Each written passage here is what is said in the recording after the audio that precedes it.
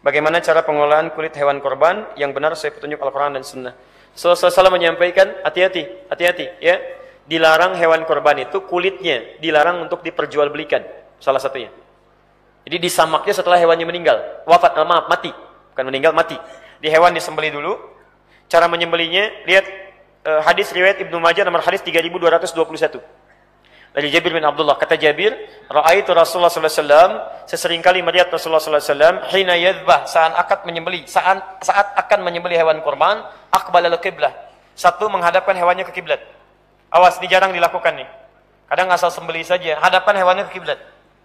Thumma qala, kemudian mengatakan, Allahumma hadza min Muhammad wa ali Muhammad wa ummat Muhammad. Ya Allah, tolong terima kurban ini dari Muhammad, dari keluarga besar Muhammad, dan dari umatnya Muhammad SAW yang selama hidupnya tidak bisa berkorban. Itu dulu korban untuk siapa? Kalimat Nabi Muhammad ingin menunjukkan bahwa boleh korban itu satu hewan untuk satu orang, boleh. Kalimat Nabi wa ali Muhammad, keluarga Muhammad, ini boleh menunjukkan pada orang yang berkorban untuk satu keluarga dengan satu hewan, boleh. Ini tidak harus satu keluarga, setiap satu orang satu hewan, tidak harus demikian. Ya, kalau Anda punya kemampuan satu hewan misalnya, jadi jangan digilir. Kadang-kadang, Kak, nanti sekarang adek dulu ya, kakak tahun depan. Kan kemarin kakak sudah tahun sebelumnya. Maka Anda berikan misalnya untuk adeknya. Kakaknya protes, nggak mau, pokoknya kakak tahun ini. Ayo kita undi aja. Begitu diundi, keluar kakek misalnya kan. Nah, jadi ada yang nggak dapat, kakak nggak dapat. Nah, Anda bisa sebutkan langsung untuk keluarga besar fulan. Maka kakaknya ikut, bapaknya ikut, ibunya ikut sampai ke bawahnya. Sah. Ya. Dan kalimat Nabi umat Muhammad, itu boleh menunjukkan, kata para ulama, berkorban bagi orang yang sudah wafat. Karena kalimat umat Muhammad mencakup yang hidup yang telah meninggal dunia. Antum umatnya Nabi Muhammad bukan? Saat Nabi berkorban ada antum di situ? Tidak ada. Antum nggak ada, tapi antum disebutkan. Belum ada, sudah disebutkan. Dan di antara umat Nabi ada yang sudah meninggal duluan. Kata para ulama ini menunjukkan bolehnya berkorban ditujukan pada untuk orang yang sudah meninggal dunia, itu sah. Walaupun Imam Asy-Syafi'i beliau mengikat dengan dalil, kata beliau, jika itu diniatkan pernah jadi warisan. Ya, jadi maksudnya bukan warisan, wasiat. Dia ada yang berwasiat, tolong kalau saya meninggal dunia korban untuk saya misal.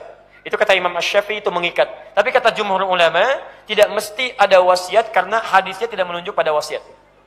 Kemudian faqala summa qala bismillahi Allahu akbar. Hadapkan ke kiblat, sebutkan dan sembelih dengan mengucapkan bismillahi Allahu akbar.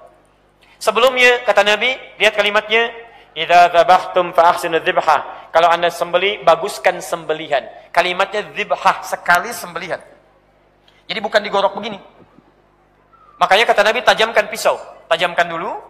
Sehingga ketika antum sembelih, tidak berkali-kali. Jadi begitu set begini, selesai. Jadi bukan berkali-kali. Dan ketika Anda menajamkan, itu pun tidak di depan hewannya. Jauhkan hewannya. Tajamkan, jauhkan hewannya. Awas, hati-hati ya. Ini bukan hewan dipanggil. Kandidat selanjutnya. Kandidat panggil. Lihat hewannya, hati-hati. Ya. Begitu disembelih, tes hewannya gitu kan. Awas. Nah terakhir, kemudian menghadap ke arah kiblat, Anda berdoa. Inni wajjahtu wajhiya lilladzi fataras samawati wal ardh, dan seterusnya hadis. Setelah hewannya mati, baru disamak. Ya, potong, samak. Nah, hasil samakannya itu kulitnya, kata Nabi, tidak diperjualbelikan. Awas, hati-hati. Hati-hati, tidak diperbolehkan untuk diperjualbelikan. Hadisnya dari Ali bin Abi Thalib radhiyallahu taala anhu. Nabi sallallahu alaihi wasallam, Nabi sallallahu alaihi wasallam melarang seseorang memperjualbelikan kulit hewan kurban. Jadi kalau Anda ingin berikan sebagai hadiah kepada penyamak, itu boleh, jagal. Ini hadiah misalnya ya, hadiah, itu nggak ada masalah. Tapi jangan dihitung sebagai upah. Ya, jangan dihitung sebagai upah. Jelas ya? Tapi kalau sudah dihadiahkan, terserah Anda mau dipakai apa. Misal, saya menerima hadiah dari kulit hewan kurban. Itu mau saya pakai misalnya untuk bikin kerupuk kulit, mau dipakai untuk kulit sesuatu, mau dipakai saya jual lagi, itu nggak ada masalah. Yang penting saya sudah terima.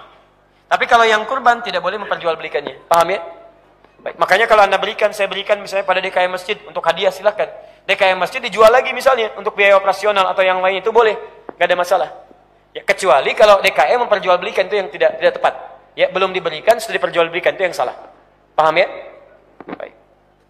Kalau mau cari jalan tengah begini, Sohibul Kurban sepakati dari awal, Pak, nanti ini panitia kurban, saya serahkan kulitnya, silahkan ambil aja. Kalau sudah ada, maka panitia boleh menggunakannya sesuai dengan aspek yang dibutuhkan.